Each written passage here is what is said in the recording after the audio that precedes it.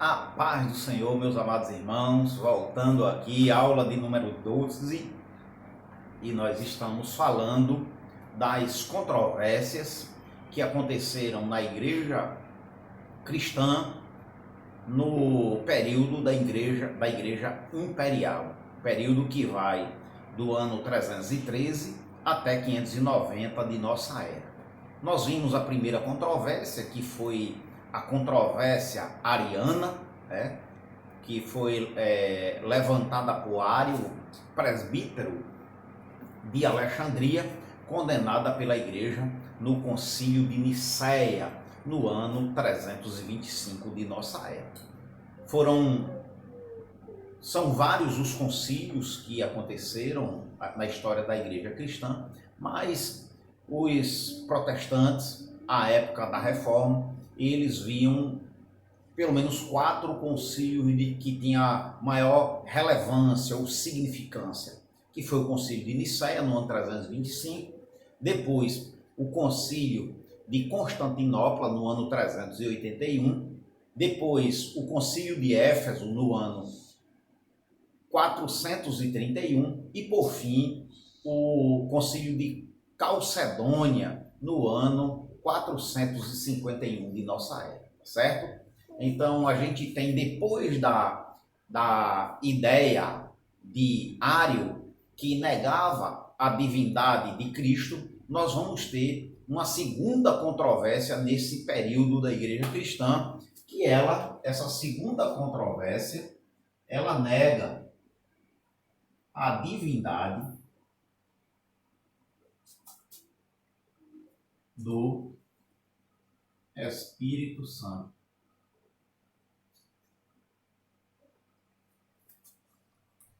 Ela nega a divindade do Espírito Santo, e essa heresia ela iniciou-se na metade do terceiro século, quando Macedônio, bispo de Constantinopla, ele vai dizer que o Espírito Santo não é Deus. O Espírito Santo não é Deus. O Espírito Santo é como se fosse uma espécie de um ministro ou um servo de Deus. Para ele, o Espírito Santo era subordinado ao Pai e ao Filho, e estes sim eram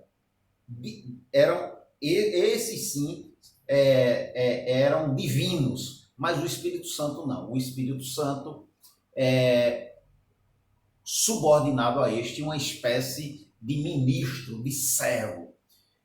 Macedônio colocava o Espírito Santo no mesmo patamar dos anjos, ou no mesmo nível dos anjos. Negava a divindade do Espírito Santo e, portanto, foi condenado no concílio de Constantinopla no ano 381 da nossa era, da era cristã.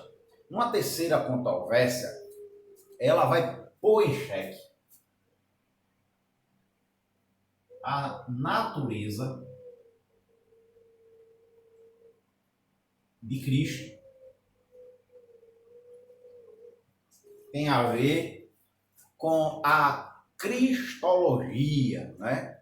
E aí a gente vai ter, no ano 360 de nossa era, Apolinário, bispo de Laodiceia, ele desenvolver a ideia de que Cristo tinha um corpo e alma, mas que esse espírito, que o espírito de Cristo, ele foi substituído pelo espírito do Logos, que subjugou o corpo e a alma de Cristo.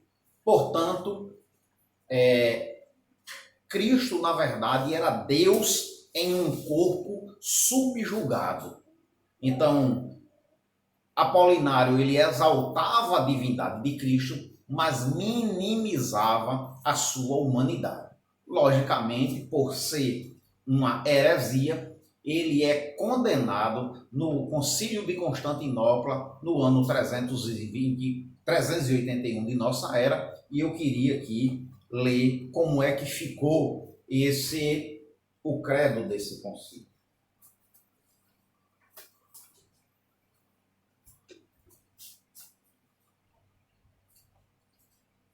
O credo ficou dessa forma: creio em um só Deus, Pai Todo-Poderoso.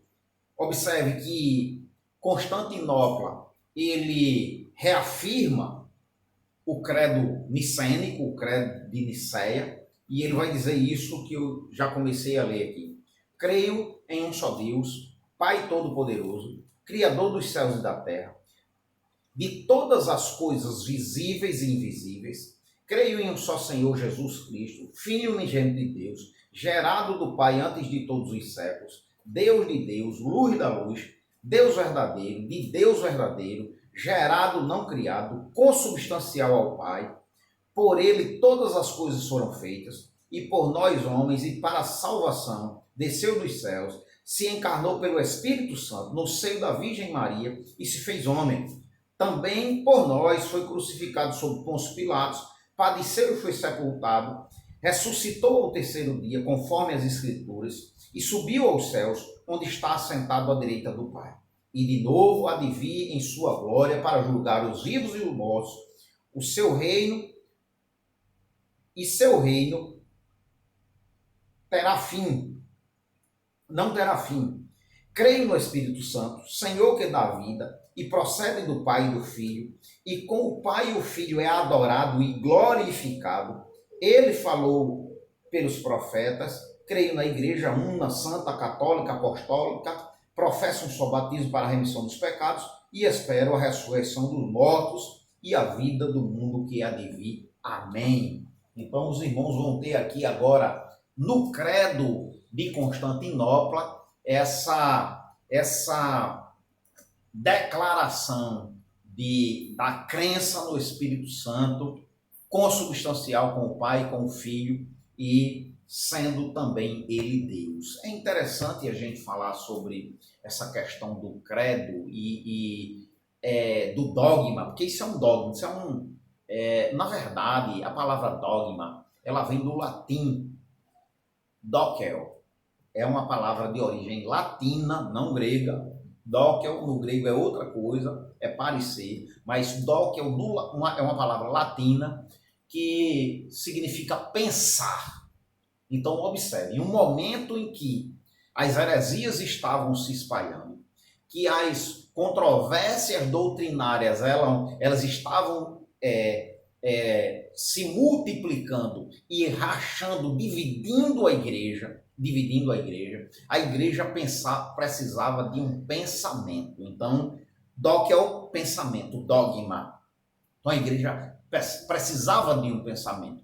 E era como se a igreja estivesse dizendo, olha, a igreja católica, apostólica, católica universal e apostólica por causa dos apóstolos, não era ainda uma igreja romana, embora que ela já estivesse marchando para isso, para se tornar romana, uma vez que nesse período vai existir uma galopante proeminência da igreja de Roma com relação às demais igrejas.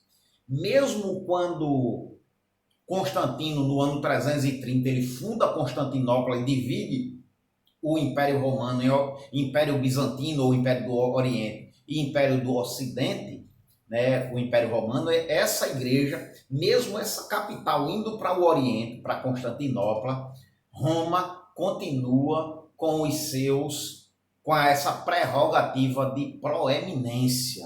Haja vista também, irmãos, que a igreja de Constantinopla, ela ficava muito debaixo e ofuscada pelo brilho de Constantino, que vivia numa cidade muito próxima e, logicamente, a capital do império, sendo em Constantinopla, ela perde um pouco do seu brilho, o bispado perde um pouco do seu brilho para Constantino, e isso faz com que Roma ela venha ganhar proeminência, vai ganhar proeminência. Então, o pensamento cristão, ele começa a ser escrito, porque havia uma gigantesca controvérsia no pensamento cristão, ou pensamento ortodoxo, ok? A gente vai ter ainda uma outra controvérsia, e essa controvérsia, ela essa quarta controvérsia é o nestorianismo. Nestorianismo. Nestor era patriarca em Constantinopla. E todas as heresias, elas começam de uma ideia muito até plausível, né? Se a gente fosse ser complacente com a ideia. A igreja cristã, ela já fazia cultos, né, nas catacumbas dos mártires, e essa igreja começa a não adorar, nem idolatrar, mas reverenciar Maria. E uma palavra, ela se disseminava na igreja com relação a Maria. Era um título de Maria, era um título. E esse título era exatamente a palavra Theotokos. Theotokos. Theotokos é mãe de Deus. Então era um título que era dado a Maria como alguém pode ter dado a Davi um título de ungido, né, ou de profeta, ou de qualquer coisa aí. Esse título de Theotokos era dado a Maria, mãe de Deus. Agora, isso aí não era para exaltar Maria, era apenas para enfatizar que essa mulher, ela gestou Deus no coração, no seu ventre. Essa era a ideia, que Jesus estava no ventre de Maria, desde a concepção, ali dentro, homem e Deus, ao mesmo tempo, 100% homem e 100% Deus. Essa era a ideia da igreja. Mas, para tentar evitar uma exaltação a Maria, o que é que Nestor faz?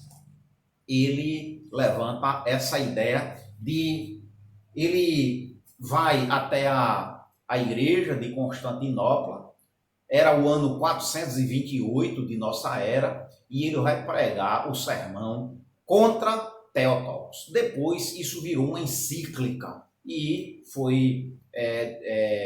circulou nas igrejas, né? E aí ele, nesse sermão contra Theotokos, ele propõe não chamar Maria com esse título de Theotokos, mas chamar Christotokos. Ou seja, mãe de Cristo. Era como se Maria fosse portadora de Cristo. E aí veio um problema teológico, doutrinário, veio um problema com relação à natureza de Cristo, à divindade e à humanidade de Cristo. Era como se Jesus, na barriga de Maria, ele não fosse ainda Deus. Ele se torna Deus depois. Então ela seria a portadora de Cristo. Mas ela não poderia ser mãe de Deus, Theotokos. E essa controvérsia, ela se expande.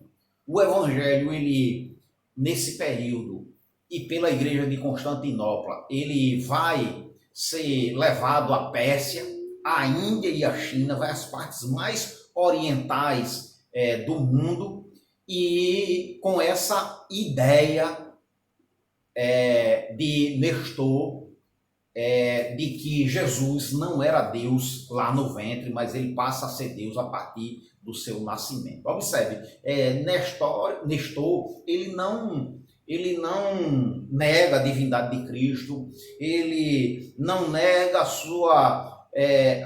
seu caráter de ser da mesma essência, ele não nega que ele, de eternidade em eternidade, ele existiu com o Pai, ele não nega nada disso. Mas havia um problema ali nessa gestação de Cristo e que precisava ser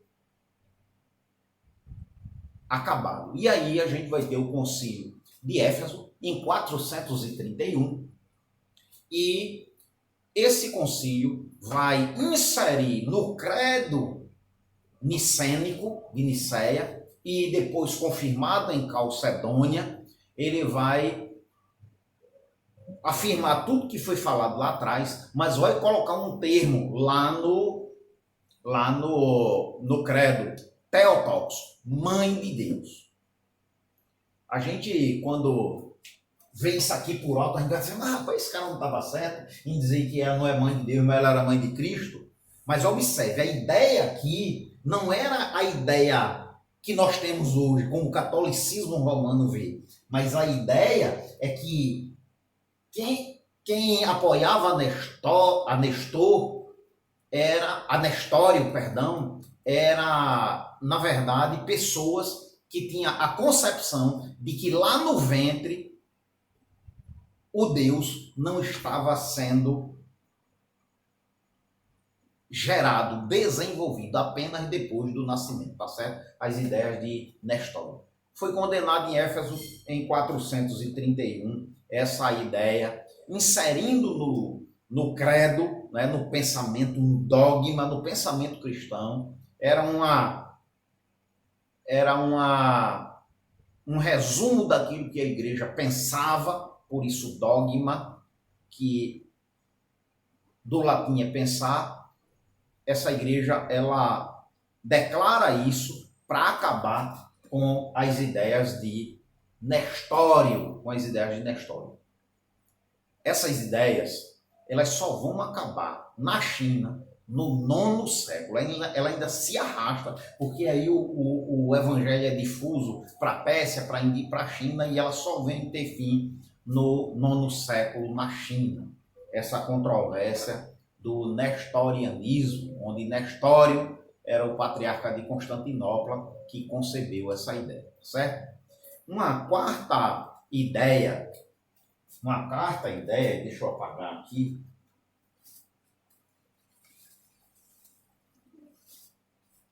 uma quinta, perdão, é o eutiquianismo.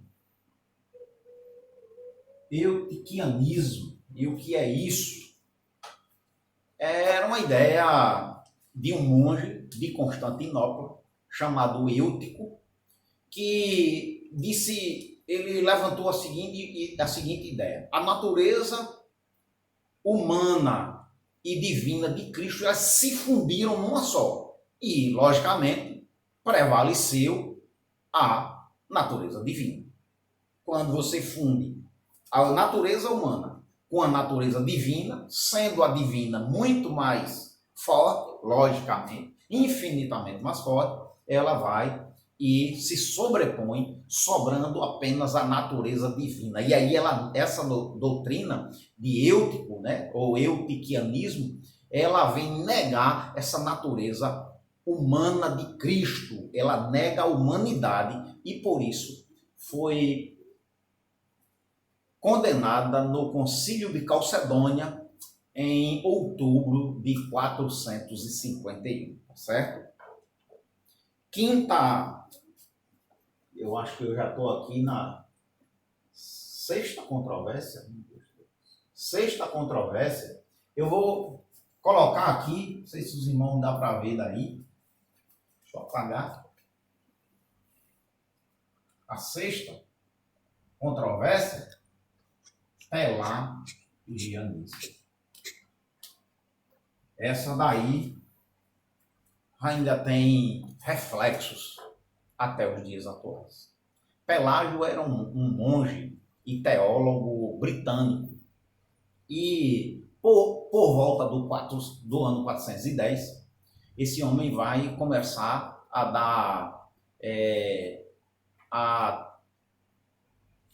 dar publicidade às suas ideias.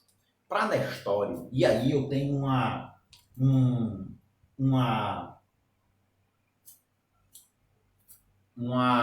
controvérsia do ponto de vista do homem, né, da natureza do homem e do pecado. Qual era a ideia de Pelágio? É que o homem ele é criado livre igual a Adão, do mesmo jeito. Ele não herda nada de Adão, ele não herda o pecado de Adão. o homem simplesmente faz sua escolha. Ele escolhe o que ele quer fazer. E a única coisa que ele vai herdar de Adão é exatamente a fraqueza pelo pecado, mas não herda a corrupção, ele herda apenas a fraqueza. Então, para Pelágio, não existe o chamado pecado original. Nós não herdamos isso de Adão. Nós nascemos livres.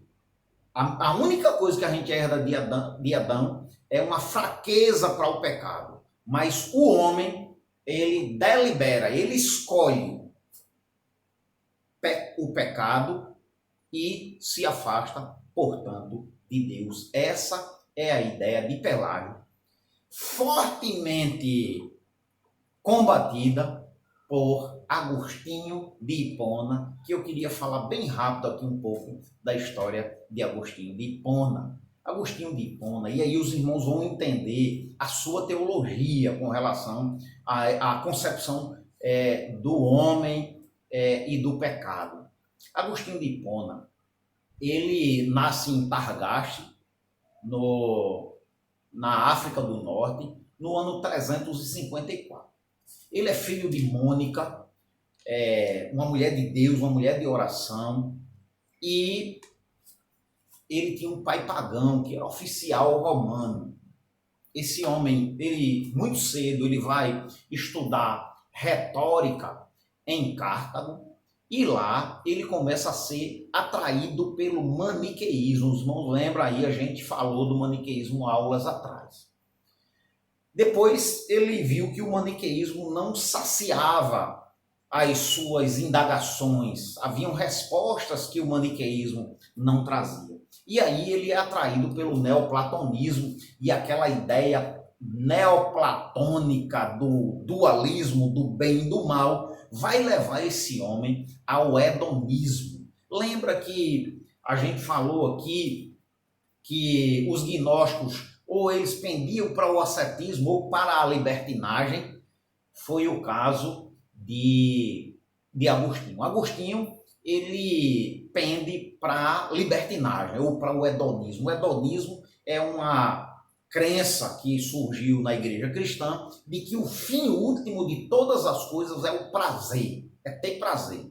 E aí, por isso, o homem vai viver a vida de prazeres, de luxúria, de bebedeira, muito intensamente, porque esse é o sentido da vida, é ter prazer.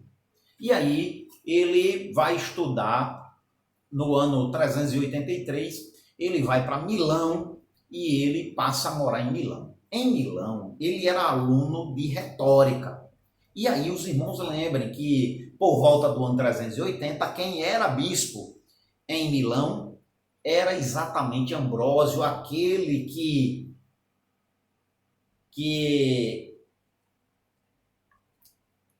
excomungou o Papa e fez o imperador e fez com que ele voltasse atrás e pedisse perdão em público.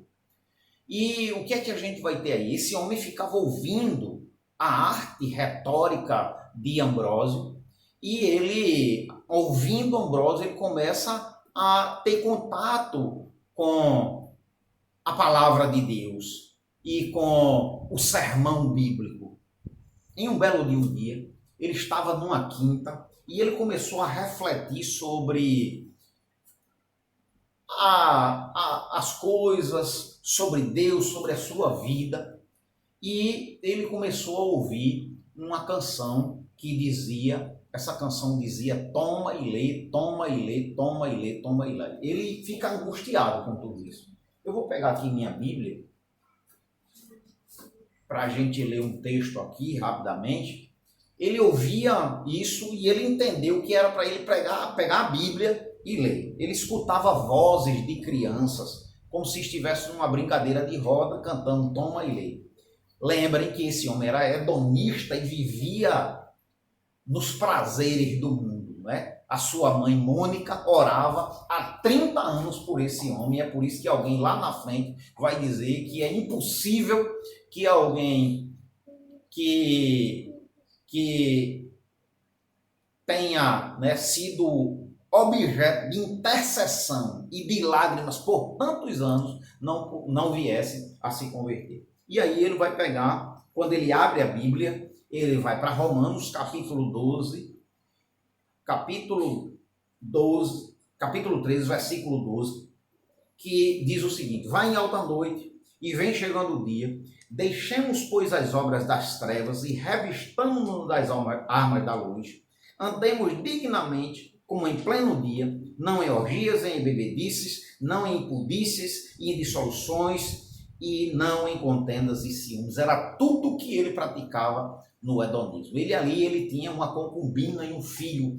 Esse homem, ao ler esse texto, ele vê a sua vida totalmente em desconformidade com a vontade de Deus, e ele ali se entrega, chorando copiosamente, ele se entrega sua alma para Cristo, abandona a sua vida hedonita, abandona também aquela concubina, e ele passa a viver agora uma nova vida em Cristo Jesus.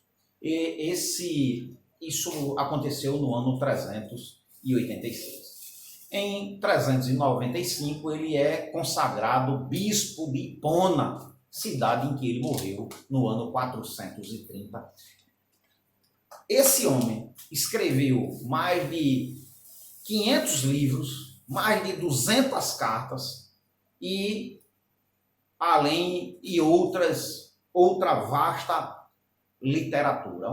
Penso que Agostinho só não escreveu mais do que Orígenes, mas esse homem é o grande teólogo da igreja cristã. É tanto, irmãos, que Agostinho de Hipona, ele encerra na sua teologia, quando a gente estuda história da teologia, a teologia de Agostinho, ela encerra o período da teologia da patrística, que a gente nem falou nisso, mas a gente tem aí o período apostólico, depois a gente tem os pais apostólicos, que é aquele período ali dos pais da igreja que tiveram contato com os apóstolos. A gente tem, depois disso, os pais pré-nicênicos, e depois disso a gente tem os pais pós-nicênicos, depois do concílio de Nicéia. E esse período da patrística, ele se acaba com Agostinho, tamanha e relevante foi a sua obra teológica. É esse homem que vai se contrapor às ideias de Pelágio, e ele vai dizer que Adão representava a raça humana, que o homem não pode aceitar a salvação unicamente por sua escolha, porque ele está preso ao pecado. Nós herdamos isso de Adão. E por isso somos resistentes a fazer a vontade de Deus. Então, ele vai se contrapor a Pelágio. Eu queria falar mais disso, mas a gente vai parar esse vídeo por aqui e depois a gente vai dar continuidade ao nosso estudo, se assim o Senhor nos permitir. Que Deus abençoe a todos, em nome de Jesus.